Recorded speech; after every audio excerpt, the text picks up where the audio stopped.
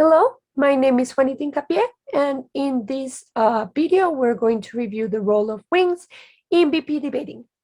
Essentially, to do that, what we're going to do is to discuss what you should be doing when you're winging a debate and what you should not be doing when you're winging a debate. Then we're going to talk a little bit about how to analyze contributions that are being made in the debate. Then we will discuss how to effectively contribute to a panel discussion, how to interact with your chair. Then some tips about how to use the time you're given by the chair to review your notes, how to effectively use the time. And lastly, we're going to talk about some tips and things that we think are important for you to bear in mind when you are winging a debate. So to start off, let's talk about what you should be doing when you're winging a debate.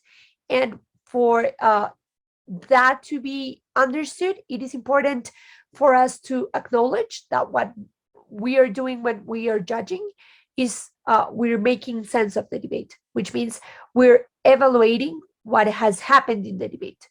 We are evaluating arguments, responses. We're evaluating how persuasive are those. We're evaluating how important or pertinent we find those and how those arguments and responses interact with each other within the debate, which ultimately means that what we're doing is we are analyzing what is happening in the debate instead of just hearing or passively acknowledging what is happening in the debate.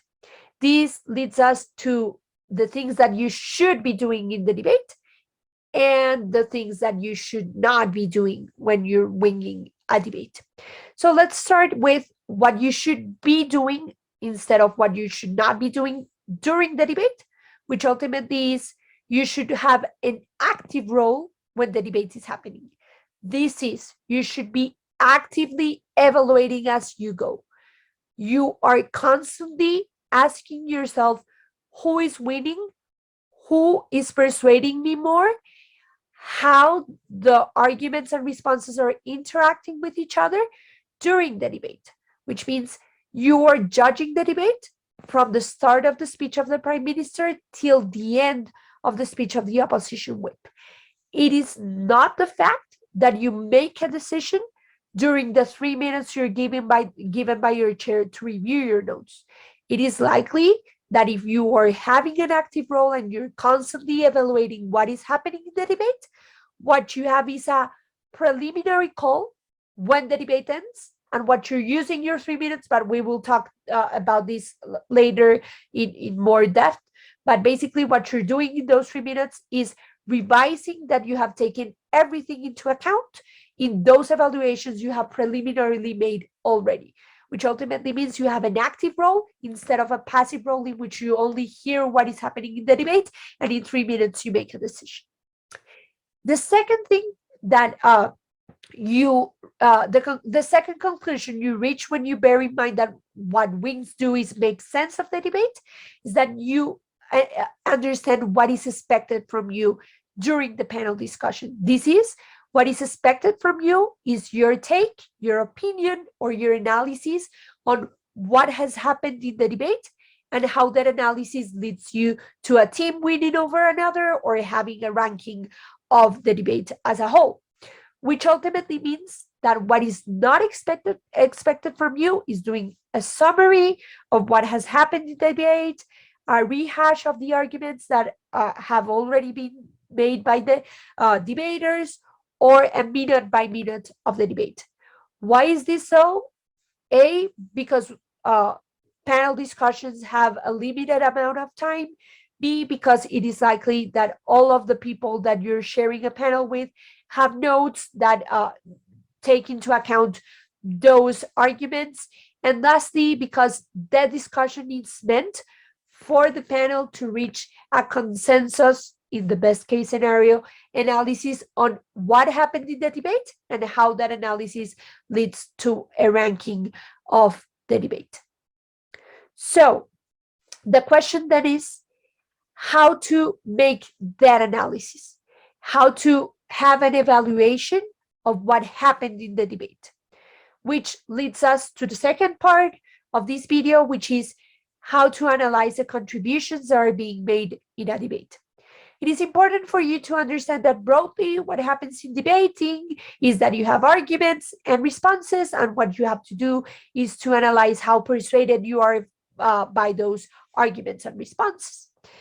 Your analysis has to take into account those and has to make sense of how you have analyzed that contribution. So basically, what you're looking for in that analysis, or how your contribution to that panel discussion must look like in most of the cases, is A, analyzing what are the mechanisms that are being given by the teams, which is which mechanisms are you crediting each team in the debate. Second, what are those mechanisms proving within the debate? And lastly, what are the responses from the teams doing to those mechanisms, which ultimately means how effective the responses are. Because it is important for you to understand that to analyze a response, it is not just the fact that the response is being done, but to analyze what is the effect of that response within the debate. Ultimately, those three things are the most important key factors when you are analyzing contributions in the debate. Which mechanisms are you crediting, what those mechanisms prove within the debate, and how effective the responses are within the debate. Those most lead you to an analysis or a take on who wins the debate, and essentially that is what is expected from you when you contribute to a panel discussion. But then the question is how to effectively contribute to a panel discussion, even bearing in mind that those are the things that you should be analyzing when you contribute to the panel discussion. You have to acknowledge that you are going to contribute to a panel discussion that is being led by a chair, and that chair is likely going to prioritize some clashes over the others or some comparisons over the others, and that most or all of the deliberations are led by the chair by doing questions, by asking questions. So it is important for you to take into account three main things. The first one is to be concise, direct, and precise, which ultimately means that you have to directly answer the questions of the judges, and you have to take while being substantive enough, you have to take the least amount of time possible, because as I already told you, deliberations have a time constraint, which ultimately means you have to be precise and concise, not doing a rehash of the debate, and you have to directly answer the questions that the chair is doing or that the chair is asking in order to advance the discussion. Evidently, it is possible that the chair is not asking the question that you think is the most important in the debate. If that is the case, it is always important for you to still answer the question of the chair, which means you answer the question and then you flag that you think that there is another important aspect that you should be discussing, or if you think that the prioritization of the comparisons is not being done effectively, you can flag that out also, but always respecting the prioritization that the chair has been doing during the deliberation in order to help advance the discussion instead of rallying it materially, right? Second thing that you have to bear in mind when interacting in the panel discussion, it is that you can only do a comparative at a time, which ultimately means that teams are compared in pairs bilaterally and not bringing another team into the comparison. It is always important that when you're comparing OG with OO, you're making sure that you're just taking into account the material that has been given by those two teams in the debate. If you think that the comparison between OG and OO is not as important as the comparison between OG and CO, you can flag that out to the chair, but that does not mean that you are going to enter CO into the comparison you're making between OG and OO, basically because you're not respecting the principle of justice, and therefore it is very difficult to judge uh, in that manner. The last thing that you should bear in mind when you're participating in a panel discussion is that you should not be rehashing aspects or discussions that have been already settled in the deliberation or in the panel discussion. This is if there is a question or a comparison that has been already settled, you cannot bring it back over, essentially because, as we already discussed, there is a time constraint, and what you need to do during the debate is to help advance the discussion or help advance the process of making sense of the debate. This means that when a conclusion has been reached by the panel, it is not productive to go back over it. If you have some questions, if you're still unsure, but it has been settled, you can go back after the deliberation and have a chat with the other wings or with the chair about it. But the deliberation is not time to do so, especially because of the time constraint and because it could harm effectively the time you use to discuss other comparisons or other aspects that might be more important within the panel discussion.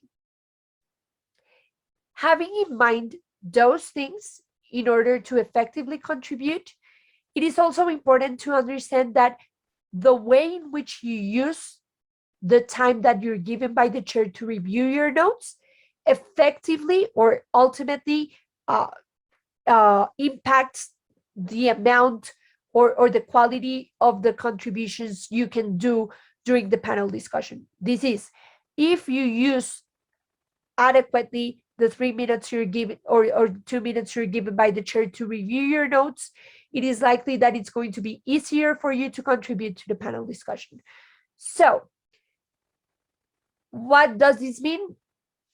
Basically, it means that you have to use this time to build your analysis of the debate and to build the contributions you're going to make to the panel discussions. This is either making a quick summary of the comparisons, making a list of clash points or things that you find relevant within the debate, identify what is confusing for you, what ultimately is making you have doubts about one comparison, because these are the things and these are the questions or the contributions that are going to help advance the process of making sense of the debate. Ultimately, you should be using those 3 minutes not to make as a decision, as we already discussed, but whereas using them to to nurture the contribution you're going to do to the panel discussion. Lastly, and briefly, two things that I think very important that you bear in mind when you are judging or winging a debate. The first thing is to know that it is okay if you're not sure.